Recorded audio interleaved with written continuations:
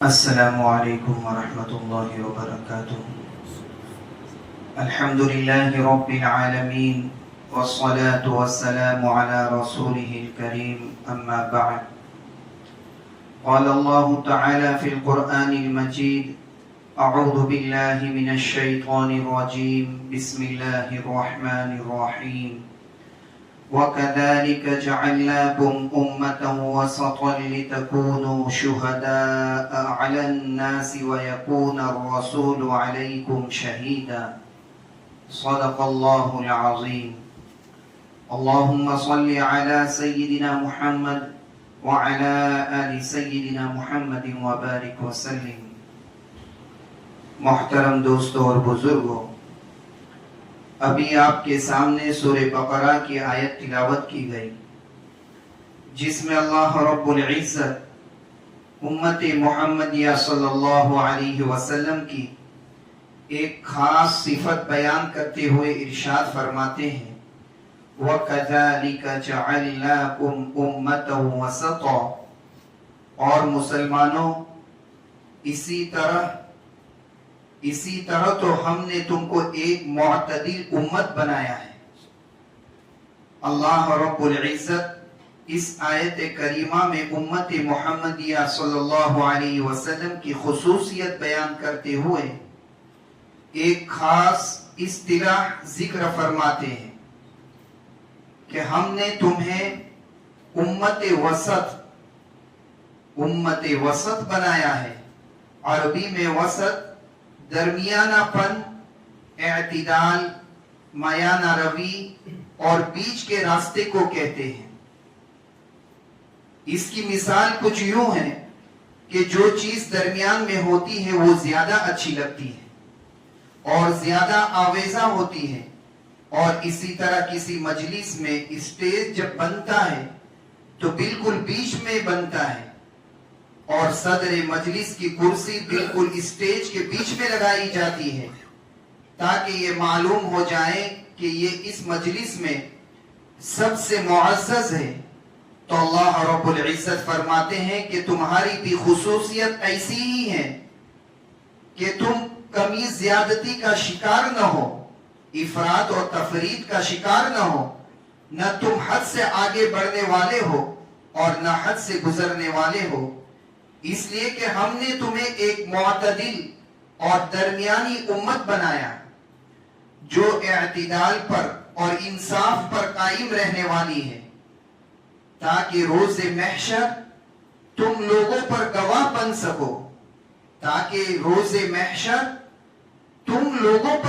بن سکو، اور حضور صلی اللہ علیہ وسلم تم پر گواہ بن سکے۔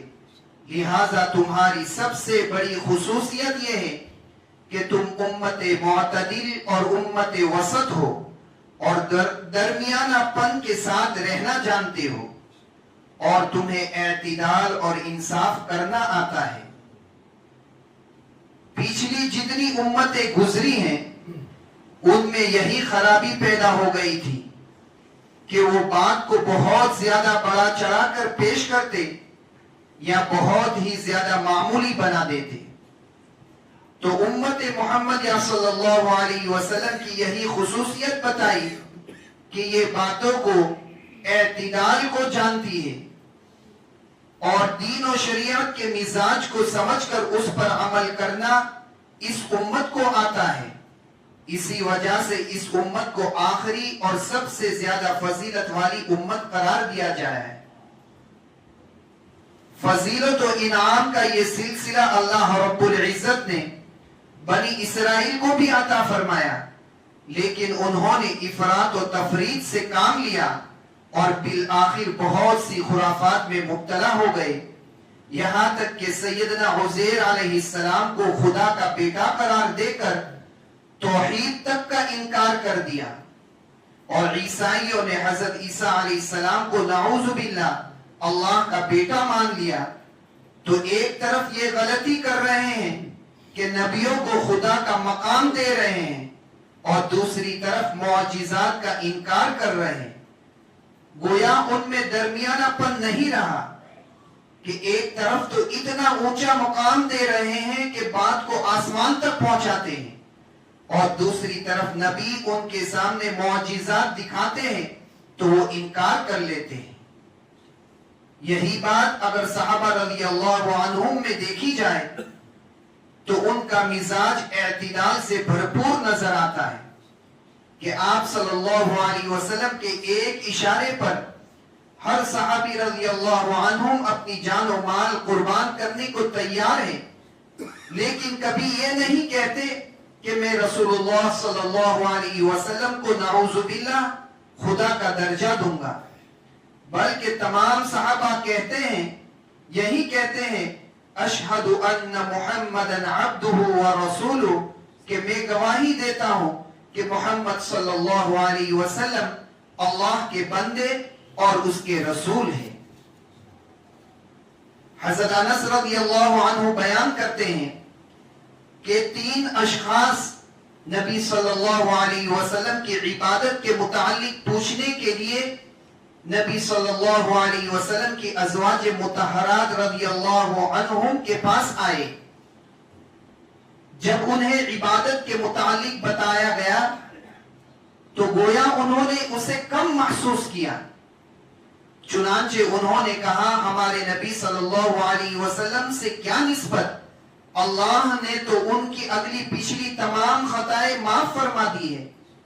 ان میں سے ایک نے کہا میں تو ہمیشہ ساری رات نماز پڑھوں گا، دوسرے نے کہا میں دن کے وقت ہمیشہ روزہ رکھوں گا اور افطار نہیں کروں گا، اور تیسرے نے کہا میں عورتوں سے اجتناب کروں گا اور میں کبھی شادی نہیں کروں گا. نبی صلی اللہ علیہ وسلم ان کے پاس آئے اور پوچھا تم وہ لوگ ہو جنہوں نے اس طرح کہا ہے؟ اللہ کی قسم میں تم سے زیادہ اللہ سے ڈرتا ہوں اور تم سے زیادہ تقوی رکھتا ہوں، لیکن میں روزہ بھی رکھتا ہوں اور افطار بھی کرتا ہوں، رات کو نماز پڑھتا ہوں اور سوتا بھی ہوں، اور میں عورتوں سے شادی بھی کرتا ہوں. پس جو شخص میری سنت سے اعراض کرے وہ مجھ سے نہیں. بہت ہی خوبصورت اور تسلی بخش انداز میں رسول اللہ صلی اللہ علیہ وسلم نے صحابہ رضی اللہ عنہم کے واسطے سے امت کو درمیانہ پن اعتدال کا پیغام دیا اور اپنی مثال دے کر بیان فرمایا تاکہ اس پر عمل کرنا، مشاہدہ کرنا، سیکھنا آسان ہو جائے. اور ایک حتمی نقطہ یہ بیان فرمایا کہ یہی میرا طریقہ ہے، یہی شریعت ہے، اور اسی معتدل انداز میں دنیا اور آخرت کی کامیابی ہے. باقی جو یہود و نصارہ کی طرح افراط و تفرید کا شکار ہوگا اس کا امت مسلمہ سے کوئی تعلق نہیں، کیونکہ اس امت کی پہچان ہی اعتدال ہے کہ وہ درمیان میں چلتا ہے. کسی بات کو لے کر اتنا آگے نہ بڑھ جائے اور کسی بات کو لے کر اتنا کم نیچے نہ آ جائے، درمیان میں رہے. شریعت یہ نہیں بتاتی کہ زندگی میں ایک ہی وقت میں یا تو دین رہے گا یا دنیا رہے گی. شریعت یہ نہیں بتاتی کہ تم صرف دین ہی دین یا تو صرف دنیا ہی دنیا کرتے رہو. یہ نہیں کہ اگر میں عبادت میں مگن رہا تو کسی سے تعلق نہیں رکھوں گا، نہ یہ کہ میں مکمل بازار سے چمٹ جاؤں یا پھر مسجد سے، بلکہ شریعت بتاتی ہے کہ تم نے دین و دنیا کو ساتھ ساتھ لے کر چلنا ہے. تم نے تجارت بھی کرنی ہے اور عبادت کے فرائض بھی انجام دینے ہیں. تم نے اللہ کے حقوق بھی ادا کرنے ہیں اور اللہ کے بندوں کے حقوق بھی ادا کرنے ہیں. ایسا نہیں ہے کہ تم اللہ کے حقوق ادا کرنے میں بندوں کے حقوق سے غافل ہو جاؤ، اور نہ ایسا کہ بندوں کی خدمت میں ایسے لگے رہو کہ خدا کی بندگی ہی بھول جاؤ. البتہ شریعت فرق سمجھا دیتی ہے کہ تم مال کے لیے محنت ضرور کرو، لیکن اسے اپنی ضرورت سمجھو، اپنا مقصد مت سمجھو، ورنہ تم حب مال کی محبت کی بیماری کا شکار ہو جاؤ گے. اسی طرح دنیا داری کرو، لیکن دنیا کے لیے اتنی ہی کوشش کرو جتنا تمہیں یہاں رہنا ہے، اور آخرت کے لیے اتنی کوشش کرو جتنا تمہیں وہاں رہنا ہے. اگر تم دنیا کی مختصر سی زندگی کے لیے آخرت والی محنت کرنا شروع کرو گے تو تم حب دنیا کی بیماری میں مبتلا ہو جاؤ گے، جسے رسول اللہ صلی اللہ علیہ وسلم تمام خرابیوں کی جڑ والی بیماری قرار دیتے ہیں۔ ایک مسلمان کچھ اہم باتوں پر ایمان لے آتا ہے، لیکن اسے یہ سمجھنا بہت ضروری ہے کہ عقائد میں تمام عقائد ایک برابر نہیں، بلکہ ان میں ایک ترتیب قائم ہے۔ مثلا توحید کو یعنی اللہ تعالیٰ کو ایک سمجھنا، توحید کو عقائد میں سب سے پہلا درجہ حاصل ہے، اور رسالت کو دوسرا۔ اب اگر کوئی عقیدہ رسالت پر اتنا زور دے کہ اسے توحید سے بھی زیادہ اہم ثابت کرے تو یہ اعتدال کی پٹری سے ہٹ جانے والی بات ہے۔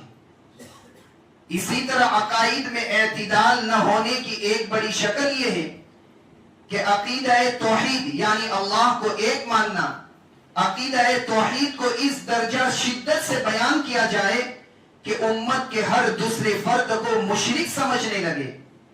توحید پر ایمان لانے کا یہ مطلب ہرگز درست نہیں کہ اولیاء اللہ کی گستاخی کی جائے، توحید کو سمجھانے کے بہانے اہل اللہ پر معاذ اللہ مزاحیہ جملے کسے جائے، یہ توحید کے بیان کرنے کا طریقہ ہے، نہ ہی دعوت حکمت عملی کے موافق ہے۔ بے شک توحید دین کا مرکزی ستون ہے، اور شرک سب سے گناہ عظیم بلکہ ظلم عظیم ہے، لیکن اس کی آڑ میں اسی توحید کے داعی صوفیاء کرام اور اولیاء اعظام کے کردار کشی کرتے ہوئے سستے بازاری جملوں کا استعمال ان بزرگوں کے بالکل بھی شائن شان نہیں۔ یہ سب کے سب توحید کے حوالے سے اعتدال سے ہٹ جانے والے رویے ہیں۔ اسی طرح انبیاء کرام علیہ السلام اور بزرگان دین کے ساتھ عقیدت و محبت کا تعلق پیدا ہو جانا یہ ایک بہت بڑی نعمت ہے، اور اس کے بغیر دین کے بہت سے پہلو ادھورے رہ جاتے ہیں۔ لیکن اپنے سوا ہر ایک کو گستاخ قرار دینا اور محبت و عقیدت کو اپنا ٹھیکہ سمجھ لینا غلط بات ہے۔ اسی طرح عقیدت کی آڑ میں اولیاء کرام کو صحابہ رضی اللہ عنہم سے بلند مرتبہ دینا یا انبیاء علیہم السلام کو خدا کا مرتبہ دینا، اور پھر عقیدت کی اوڑھنی اوڑھ کر شرک و بدعت کے دھندوں میں لگ جانا، اسلاف کے مدفن پیچ کھانا، اور یہ سب عاشق رسول کا لیبل لگا کر کرنا، سب جس پر یہ اضافہ یہ کہ اس عقیدت کے سہارے خود کو توحید، نماز، روزہ اور حج جیسی عبادات سے بری سمجھنا، یہ سوچ کر کہ یہی عقیدت میری نجات کے لیے کافی ہے، یہ جہالت کی انتہا ہے، جو کہ امت مسلمہ کی اعتدال والی خصوصیت کے یکسر خلاف ہے۔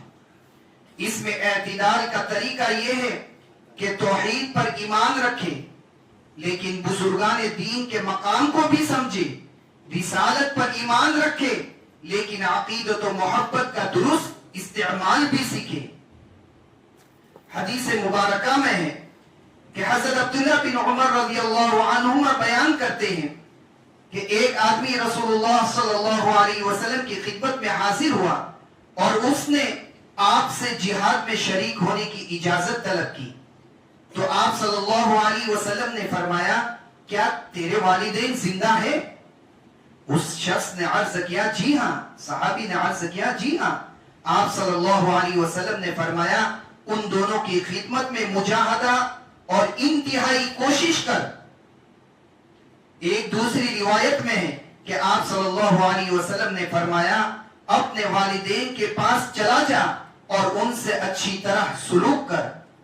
تو معلوم ہوا کہ جہاد تو بہت ہی عظیم عمل ہے، لیکن اس صحابی رضی اللہ عنہ کے لیے اس وقت ان کے والدین کی خدمت کرنا زیادہ عظیم عمل تھا، تو آپ صلی اللہ علیہ وسلم نے ان کو والدین کے ہاں جا کر ان کی خدمت میں لگے رہنے کا حکم دیا، اور آپ صلی اللہ علیہ وسلم نے اپنے اس فیصلے سے گویا شریعت کا یہ مزاج سمجھایا کہ تمہارے لیے اس موقع پر دین پر عمل کرنے کی بہتر صورت کون سی ہے؟ علماء یہ مسئلہ اس طرح بیان کرتے ہیں کہ ایک ایسا شخص ہے جس کا گھر مسجد حرام کے بالکل قریب ہے. مکہ مکرمہ کی جو مسجد حرام ہے، مسجد حرام کے بالکل قریب ہے اس کا گھر.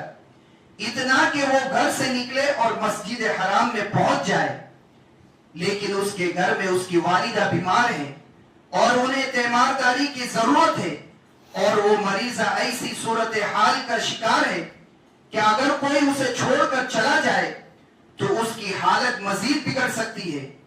ضرورت ہے کہ اس کے پاس کوئی نہ کوئی رہے.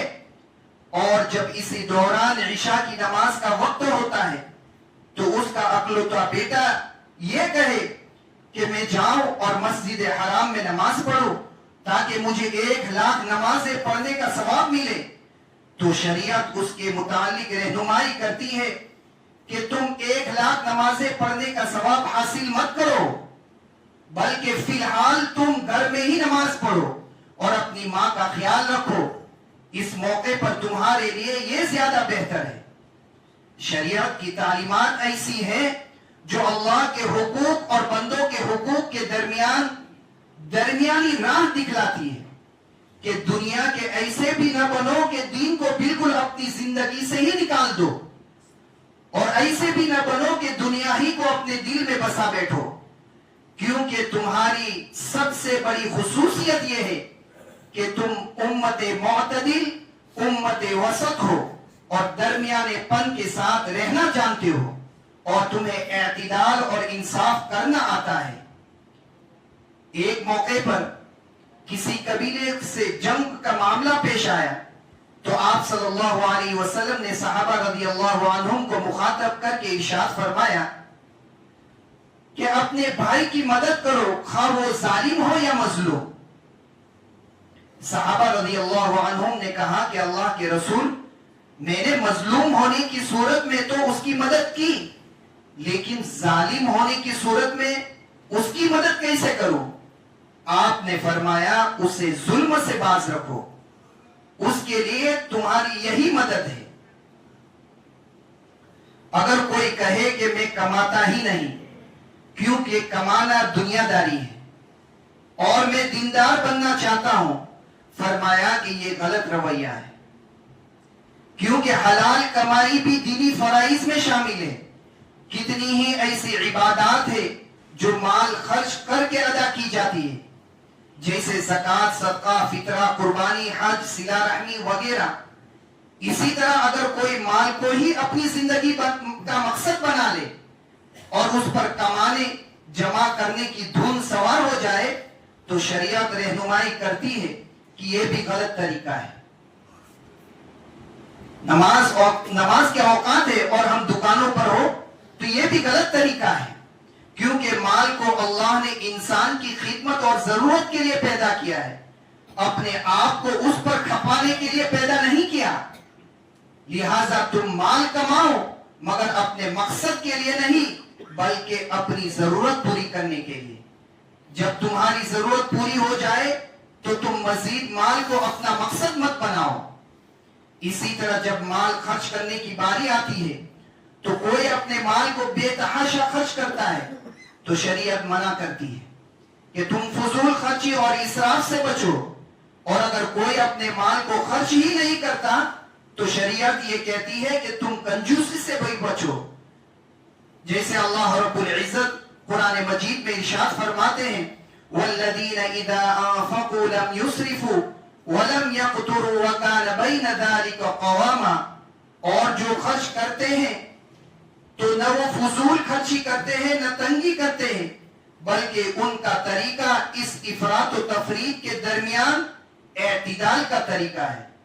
یعنی اللہ کریم ہمیں یہ بتلا رہے ہیں کہ رحمان کے بندے وہ ہیں جو اعتدال اور میانہ روی قائم کرے اور خرچ کرنے میں اعتدال پر قائم و دائم ہے، افراط اور تفریط سے بچے ہوئے ہیں. کیونکہ جب فضول خرچی کرے گا تو پھر گناہ اور عیاشی میں مبتلا ہو جائے گا اور بہت سی غیر ضروری چیزوں کو ضروری سمجھ کر خریدنے کا بوجھ اٹھائے گا.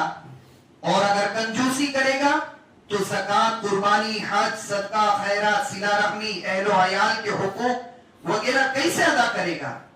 اسی لیے شریعت نے اعتدال کی راہ دکھلائی کہ تمہیں خرچ بھی کرنا ہے اور بیجا خرچ سے بچنا بھی ہے۔ فرائض وہ ہے جو کسی حال میں معاف نہیں۔ محترم دوستو، فرائض وہ ہے جو کسی حال میں بھی معاف نہیں، جبکہ نوافل کہتے ہیں اس عبادت کو جو لازم نہیں، ضروری نہیں، بلکہ اضافی اور اجر و ثواب کا ذریعہ بن جاتی ہے۔ اس حوالے سے بھی بہت ہی افراط و تفریط پائی جاتی ہے کہ ہم نوافل کو تو اتنی اہمیت دیتے ہیں کہ جتنا فرائض کو نہیں دیتے۔ جیسے ابھی شعبان کا مہینہ آئے گا، فضیلت والی راتیں آ جاتی ہے تو ان میں ساری رات عبادت کی جاتی ہے، لیکن جب فجر کی نماز، فرض نماز ادا کرنے کا وقت آتا ہے تو یہی نفل عبادت کرنے والے سب سو جاتے ہیں۔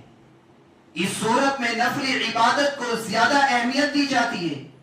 بڑی بڑی راتیں کوئی آ گئی، اس میں ہم خوب عبادت کرتے، اور دوسرے دنوں میں فجر کی جو اصل فرض نماز ہے اس کی ہمارا کوئی تعلق نہیں ہوتا، اس سے جس سے متعلق کوئی باز پوچھ نہیں ہوگی۔ ان نفلی عبادتوں کے بارے میں اللہ کے یہاں کوئی باز پوچھ نہ ہوگی، لیکن فرض کو چھوڑا جا رہا ہے، حالانکہ پہلا سوال ہی قیامت کے دن فرض نماز سے متعلق ہوگا۔ ہماری شادی بیاہ کی جو رسومات ہیں، عام طور پر ان کے متعلق علماء یہ فرماتے ہیں کہ شادی شریعت کے مطابق کرو، تو ہمارے ذہن میں یہ بات آتی ہے کہ شریعت کے مطابق شادی شاید سوگ منانے جیسا عمل ہے۔